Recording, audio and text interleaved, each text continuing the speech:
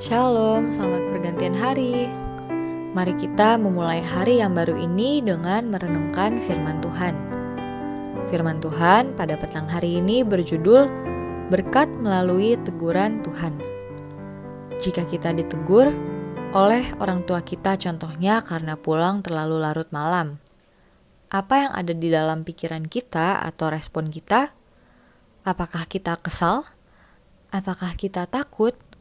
Apakah kita sadar bahwa itu suatu kesalahan? Di dalam Wahyu 3 ayat yang ke-19 dikatakan, Barang siapa kukasihi, ia kutegor dan kuhajar. Sebab itu relakanlah hatimu dan bertobatlah.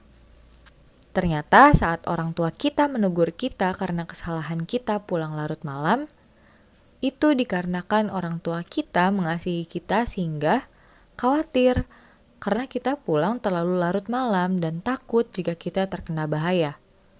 Orang tua kita bukan kesal atau membenci kita, melainkan buah dari kasih yang menghasilkan kekhawatiran terhadap kita anaknya agar jauh dari bahaya.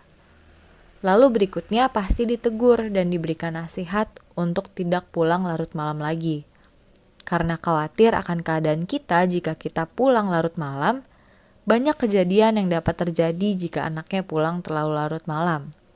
Sama halnya dengan kasih yang membuat orang tua kita khawatir akan keadaan anaknya, begitupun juga kasih Tuhan yang bahkan sangat besar bagi kita, umatnya, yang walaupun penuh dosa, namun oleh karena kasih Tuhan kepada kita, sehingga Tuhan masih mau mengingatkan kita melalui teguran, nasihat, agar kita merelakan hati kita untuk ditegur dan rela dijauhkan dari kesalahan atau dosa yang telah kita perbuat untuk kebaikan kita sendiri, manusia, yang merupakan umatnya yang dikasihinya. Tidaklah ada niat untuk menyinggung atau melukai kita.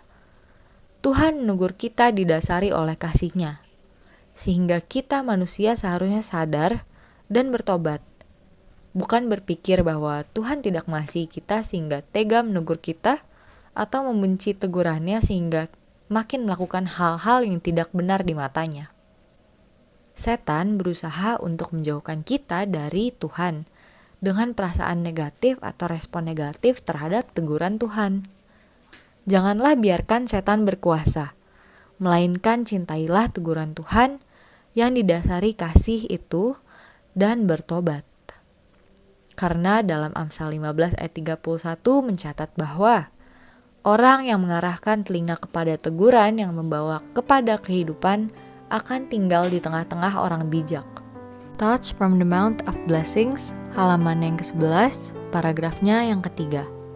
Kita juga harus belajar bahwa pencobaan itu diberikan untuk kebaikan kita, dan tidak membenci hajaran Tuhan dan tidak lemah ketika Ia menegur kita.